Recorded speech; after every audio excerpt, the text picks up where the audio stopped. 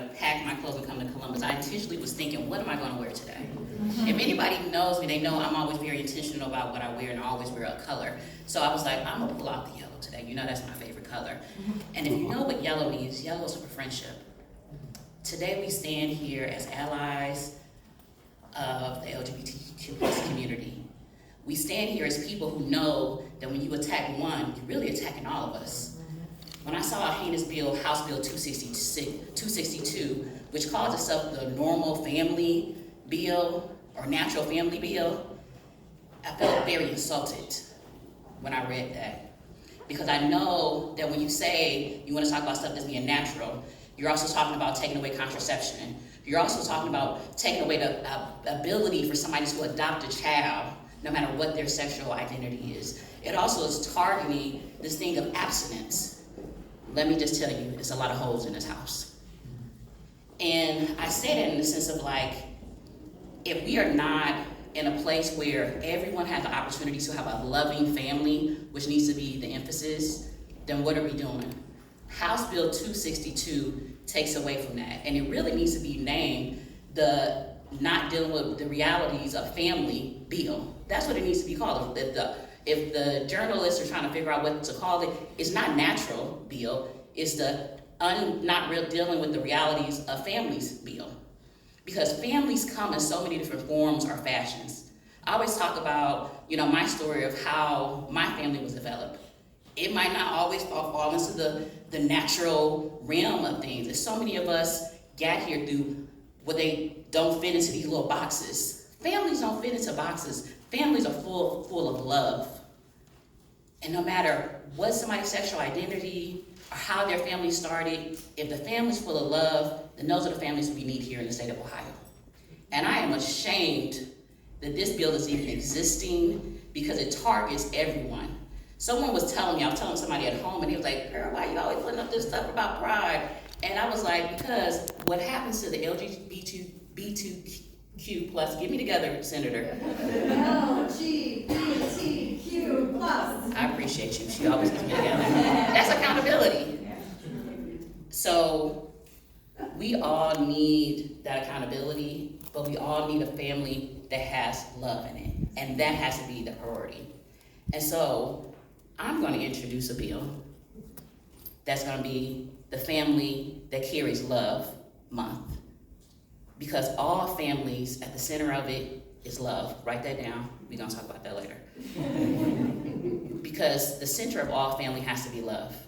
And so if we're not focusing on love, if we're not focusing on making sure that these kids, because we have a disproportionate amount of kids that are in foster care, that are waiting to be adopted, we have a disproportionate amount of people who are waiting to have a family and start a family in some form or fashion, then what are we doing here within the state of Ohio? This is not a symbol of a family. This is a symbol of hate, exclusion, and telling people we don't want to make sure they feel seen. So my name is Juanita O'Brien, and I just happen to be a state representative. And this is Pride Month, everyone. Share your love and your friendship when you're yellow. Thank you. And if I can't do anything else, I love introducing this next person up because we do a lot together. But she's a physician, she's a mother, she's a wife, and she's one of the best state reps out here in Franklin County, Dr. Anita Samani.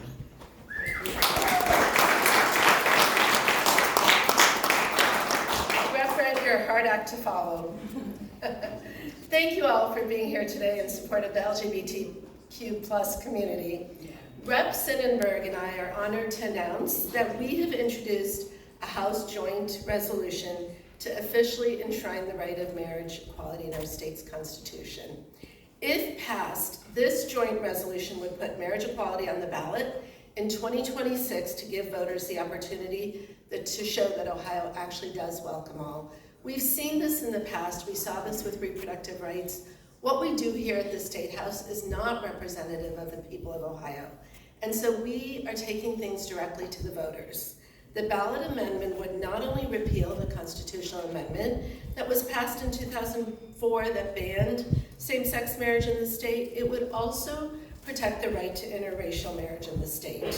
While both of these rights are currently guaranteed through Supreme Court decisions, At the federal level, past history again has shown us that these decisions are not immune to being overturned in the future. Therefore, it is of utmost importance that we enshrine these rights in our state law. The right to get married is essential for many practical reasons. As we've all talked about, love is super important, but practical reasons include being able to share insurance, access survivorship and military benefits, and to benefit from tax deductions that are associated with filing taxes jointly. I've seen firsthand how having a legally recognized marriage becomes incredibly important during life's most difficult and vulnerable moments. We saw this in real life with partners who cannot be in the ICU because they're not legally recognized. We see this when someone's dying of cancer and their partner is not allowed to be there in the hospice or be there at the end of life for care. That is devastating to not have that recognition when you've spent your whole life with someone. The medical power of attorney becomes really critical when it comes to state law. So amending the state's constitution will ensure that no couple will ever have to endure this devastating reality in Ohio. As leaders in this state, we've all talked about this. We've all talked about how our actions affect not only our constituents, but the next generation's mental health and what messages they send. We spend way too much time attacking empathy and inclusivity here at the State House, while the message we should be sending that would actually improve mental health, that would help our young generation be able to establish the marriage, the relationships that they want, would be to believe that all Ohioans deserve the right to marry the person they love without fear that their marriage might someday be void under the law. Marriage equality is something that roughly 70% of Ohio voters support. It is long overdue that we reaffirm this broad support through a constitutional amendment. I have so many friends and family members who are so scared that they're going to lose their legal marriage rights. And I think we need to be fighting. We need to be reminding everybody we're here for them. And with that, I want to introduce my joint sponsor, Rep. Sonnenberg, who is introducing this bill with me.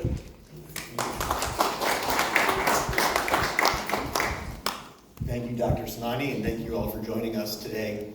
I'm Eric Sonnenberg, and I proudly represent Ohio's 21st House District in Cuyahoga County. As you heard from my colleague and joint sponsor, Representative Samani, we recently introduced the Marriage Equality Act, which, if passed, would allow Ohio voters to codify same-sex marriage into Ohio's Constitution.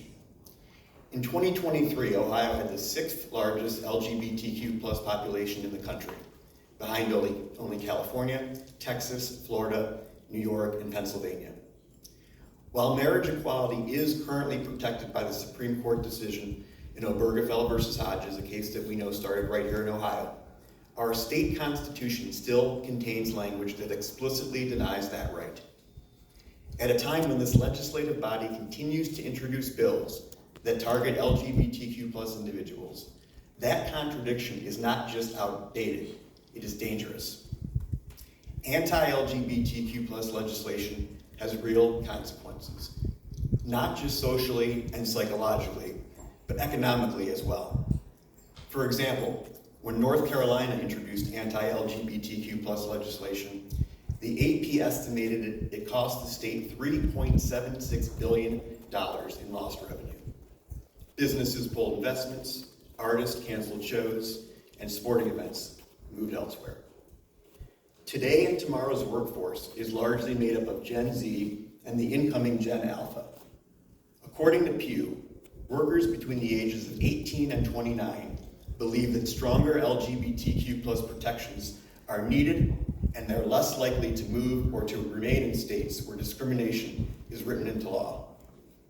A 2022 report by the Pride Co-op estimated that LGBTQ+ millennials and Gen Z individuals together possess $1.4 trillion in spending power.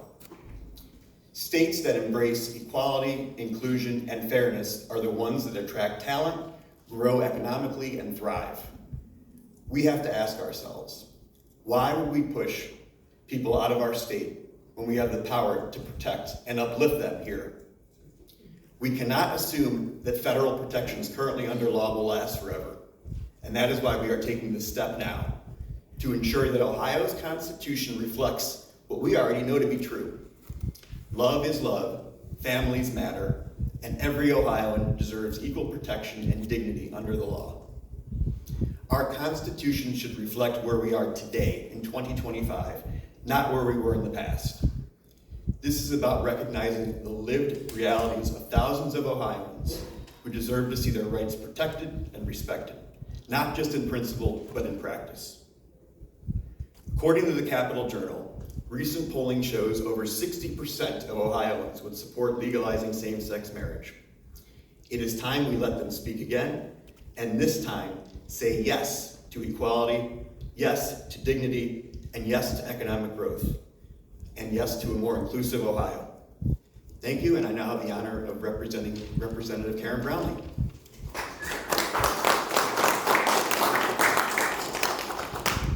Hi everybody, I'm Representative Karen Brownlee. I represent the Grade 28, which is the northern suburbs, central and eastern suburbs of Cincinnati. And my first bill as state representative is in honor of Leela. Leela was a teenager in the Cincinnati area who completed suicide about 10 years ago. She identified as transgender, and in her suicide note, she pointed out conversion therapy as a major factor in that decision. So House Bill 300, which I am joint sponsoring with Rep. Lett, is a companion bill to Senators Antonio and Liston's bill in the Senate, and it targets LGBTQ youth and attempts to force these youth into heterosexual and cisgender norms. And by forcing our kids to be obedient to these norms, we are in fact teaching them to be victimized and controlled by the very adults who are supposed to keep them safe and healthy. And I'm also a clinical social worker, so from a mental health perspective, there is not any evidence that this conversion therapy works, and in fact is shown over and over and over again to increase symptoms, including depression, anxiety, and suicidality, such as in Leela's case. And so wanting to formalize that to make sure that conversion therapy ends in Ohio for children to promote safer and more effective medical and mental health care for our kids. A second bill that I just dropped yesterday with Rep. Brewer is called the Parents' Rights for Inclusion, Diversity, and Equity, also known as the PRIDE Act. Parents' rights have been a particular focus for the supermajority over the past few years, and coupled with their targeting of LGBTQ youth, it's created a hostile environment for many of our young people and the adults who take care of them. Laws that called for forced outing, like Dwayne said, forced gendering of bathrooms, denial to access for evidence-based medical and mental health care are gross government overreach and actually take away the rights of parents who raise LGBTQ kids. The job that I take the most pride in is that of being a parent. I am extremely proud of my own 3 kids, who are now young adults that are healthy, bright, and engaged in making the world a better place. 2 of them happen to identify as LGBTQ, and they deserve the same rights, freedoms, and access as any other young person in this state. As parents, my husband and I also deserve those same rights as other parents to raise their children in a safe and supportive Ohio. The PRIDE Act calls for equal rights for all parents by legalizing equitable access to a full range of evidence-based medical and mental health care for their children. Equitable access to available hygiene care, including for their children, including public and school bathrooms and menstrual care products. Equitable access to educational opportunities that are reflective of and inclusive of all children. And most of all, parents have the right to raise their children in an inclusive, respectful, and accepting environment which honors their children's rights to freedoms of speech and expression. Nothing in this world is more important to my husband and me than the safety of our children. When our kids came out to us, we were scared, out of fear for our kids' wellness, safety, and future here in the state of Ohio. We talked, we argued, we went over